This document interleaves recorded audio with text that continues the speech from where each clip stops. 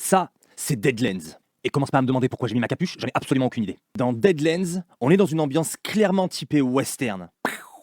Gros plan sur les yeux, sueur qui perle sur le front, grincement de la porte de saloon quand on met un coup de pied dedans pour l'ouvrir, et bien sûr, duel avec la petite botte de paille qui passe toujours en plein milieu et qui devrait déconcentrer les mecs d'ailleurs, et puis devrait se tirer dessus. En bref, c'est pas une botte de paille, ça porte un nom, je crois qu'il y a un nom précis pour ça.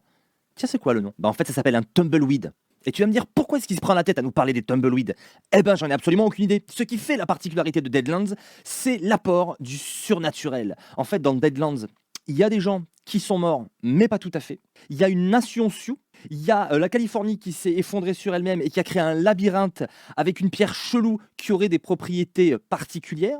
Il y a des hucksters qui sont capables de faire de la magie en appelant au pouvoir des Manitou et avec des cartes de poker d'ailleurs. Et voilà, il y a une espèce de gros mélange, il y a les monstres, etc. Et qu'est-ce qu'on joue dans Deadlands? Il n'y a pas de classe de personnages, on peut jouer des choses très diverses, il n'y a aucune limite, mais il y a quand même le Texas Ranger ou le fameux Huckster, le fameux magicien, entre guillemets.